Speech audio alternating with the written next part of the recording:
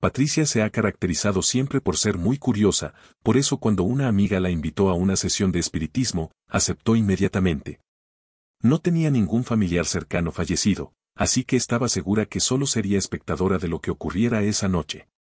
Cuando ese día viernes por la noche llegaron al lugar, fueron recibidas por un joven que resultó ser el asistente de Madame Lorian, la medium. Los otros asistentes eran un matrimonio de personas mayores que les comentaron que querían comunicarse con su hija fallecida hacía poco tiempo en un accidente de tránsito. Dos señoras como de unos 50 años, una de ellas quería contactar a su esposo fallecido hacía unos años y su amiga la acompañaba y una pareja de jóvenes, más o menos de su misma edad, que no hicieron ningún comentario.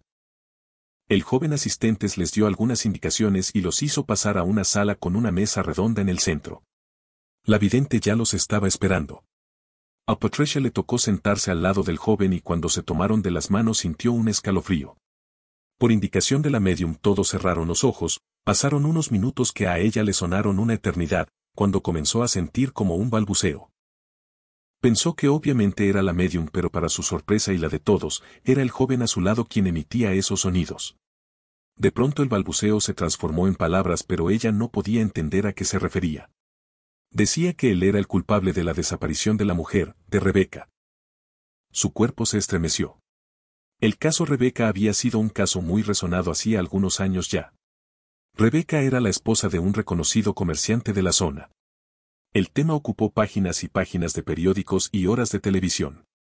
Ella desapareció una mañana mientras iba al médico y nunca más se supo de ella a pesar de los esfuerzos de la familia y policía para dar con ella. Su esposo había ofrecido una importante recompensa por alguna información pero nunca se supo nada. Y ahora este joven estaba dando datos espeluznantes sobre aquella desaparición. Según este relato, la persona que se había apoderado del joven había fallecido y su espíritu no podía descansar hasta que contara lo que había hecho con Rebecca. Cuando todo volvió a la normalidad, la primera sorprendida era la medium y el joven, quien juraba no saber ni recordar nada de lo que había pasado minutos antes. Todos los presentes estaban atónitos. ¿Debían llamar a la policía, hablar con el esposo y contar lo que este desconocido joven había contado? Pero nadie dijo o hizo algo. Esa noche Patricia no pudo dormir en toda la noche y al día siguiente se dirigió al lugar que el joven había indicado donde estarían los restos de Rebecca. Para su sorpresa y estupor, en ese lugar se había construido un edificio de varios pisos hacía 3 años. Era imposible que se pudieran buscar los restos de Rebecca. Nunca más volvió a ver a las personas de aquella noche, salvo a su amiga y, no saben si alguno de ellos decidió hablar con las autoridades o con el marido de Rebecca. Cuando recuerda esa noche piensa si habrá sido verdad aquella manifestación o si había sido una broma macabra de aquel joven. Pensar que pudo haber sido una broma, la tranquiliza, pero después piensa lo contrario y ese terrible sentimiento la persigue desde entonces. Si te está gustando el video, suscríbete al canal, déjame un me gusta y un comentario.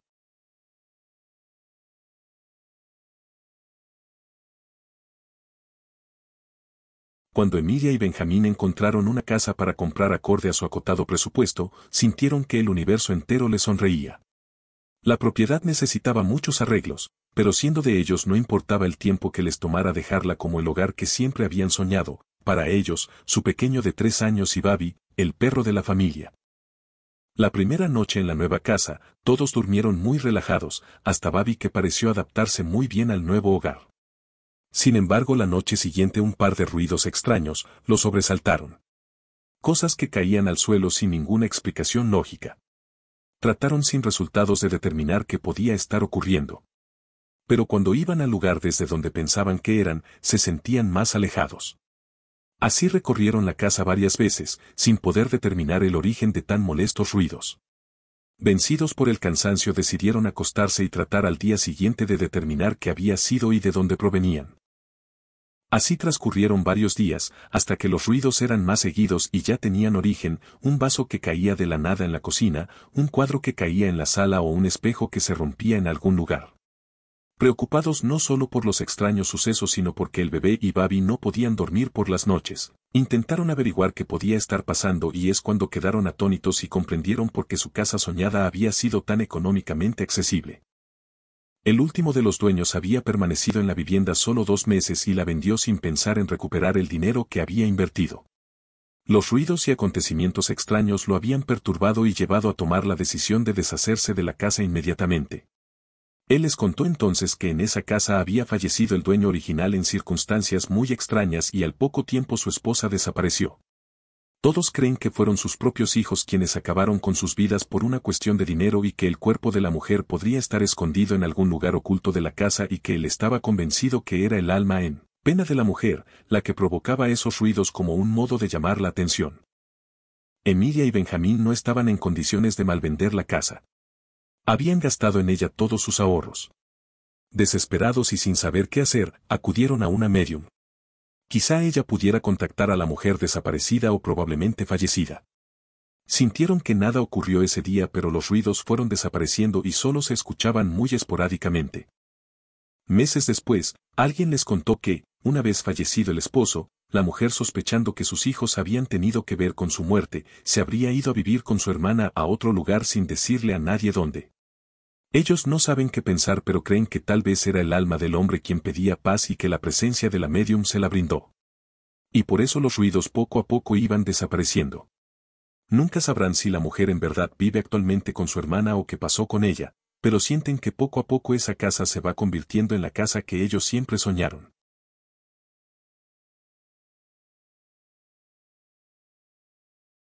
Todo comenzó una noche en la casa de Andy. Santiago estaba en el baño, frente al espejo, no estaba muy conforme sobre cómo le había quedado el nuevo corte de cabello, cuando sus amigos de toda la vida comenzaron a contar anécdotas y reír rodeados de cervezas y snacks. Pero esa noche de viernes fue diferente, alguien decidió sacar el tema del espiritismo. Juan, uno de los amigos más cercanos a Santiago, comenzó a contar su experiencia en una sesión de espiritismo con una médium. Contó cómo un amigo suyo lo había organizado todo. Contó que en el lugar había tabla ouija y muchas velas de varios colores. Que fueron porque él y su amigo intentaban comunicarse con algún espíritu, no importaba cuál. Al principio, todos en casa de Andy estaban un poco escépticos, burlándose de la idea de hablar con los muertos. Pero mientras Juan avanzaba en su relato, la atmósfera cambiaba gradualmente. Contó cómo las luces comenzaron a parpadear inexplicablemente, cómo la tabla ouija empezó a moverse por sí sola, deletreando palabras que parecían venir de otro mundo. Describió la sensación de frío que recorría la habitación, a pesar de que el aire acondicionado estaba apagado. Incluso mencionó que había escuchado susurros en las sombras, voces que no podían ser explicadas. Mientras Juan relataba su experiencia, todos prestaban atención. Santiago siempre había sido el más escéptico del grupo, y esa charla no lo iba a cambiar, pero algo en la forma en que Juan contaba la historia lo atrapaba. Después de que Juan terminó su relato, ya no estaban riendo y bromeando como antes. Había un silencio incómodo, como si todos estuvieran procesando lo que acababan de escuchar. Intentaron cambiar de tema, pero el ambiente ya estaba cargado de una extraña energía. Esa noche, ya en su casa, Santiago no podía quitarse de la cabeza lo que Juan había contado, rió para sí mismo pensando que tal vez había sido una broma de Juan para asustar a sus amigos. Pero por alguna razón, no podía sacarlo de su mente. ¿Qué pasaría si realmente había algo más allá de nuestra comprensión? En los días siguientes, intentó volver a la normalidad, pero algo dentro de él lo seguía manteniendo inquieto. Intentó hablar con Juan sobre lo que había experimentado, pero él simplemente se encogió de hombros y dijo que probablemente solo había sido su imaginación jugándole una mala pasada. Santiago comprendió entonces que no se trataba de una broma. Pensó que sería una experiencia ir él mismo a una sesión y quitarse todas las dudas. ¿Qué podía perder? El viernes de la semana siguiente a la reunión con sus amigos, estaba con un grupo de personas y una médium que no conocía intentando comprobar si era posible contactarse con los muertos. A los pocos minutos de estar todos alrededor de la mesa y la médium entrar en trance, las luces comenzaron a parpadear y la ouija comenzó a moverse, tal cual había contado Juan. Varias velas se apagaron como si una ráfaga de viento hubiera invadido la habitación, pero todas las ventanas estaban cerradas. Mientras la ouija se movía, la médium balbuceaba cosas inentendibles. Lo único que podía escucharse en esa sala era el murmullo de la médium y un gran silencio. Cuando la sesión finalizó se sintió muy desilusionado, tal cual le había contado Juan, las palabras deletreadas de la ouija no tenían sentido, parecían venir de otro mundo. Nada de lo que había ocurrido había podido con su escepticismo, mientras se ponía su abrigo y saludaba al resto de los asistentes, se preguntaba cómo podía haber personas que creyeran en esas cosas. Cuando se acercó a la medium para despedirse, ella le sonrió, acercó sus labios al oído y le susurró: «Dice tu padre que te queda muy bien el corte de cabello». Esta noche él vino a la sesión. Santiago sintió escalofríos en todo el cuerpo. A su padre podía escapársele cualquier detalle de su vida, pero cada vez, desde que había sido adolescente, siempre su padre había advertido cuando él se cortaba el cabello y siempre le decía lo mismo: «Te queda muy bien el corte de cabello». Esa noche Santiago no pudo dormir en toda la noche. ¿Cómo podía saber la medium ese detalle que hasta sus amigos más íntimos desconocían? Empezó a creer que esa noche su padre había intentado comunicarse con él y su descreimiento lo impidió. A partir de ese día se prometió a sí mismo no cuestionar aquello que no conocía y permitirse en el futuro ir a otra sesión. Tal vez con un poco de fe su padre volviera a contactarse.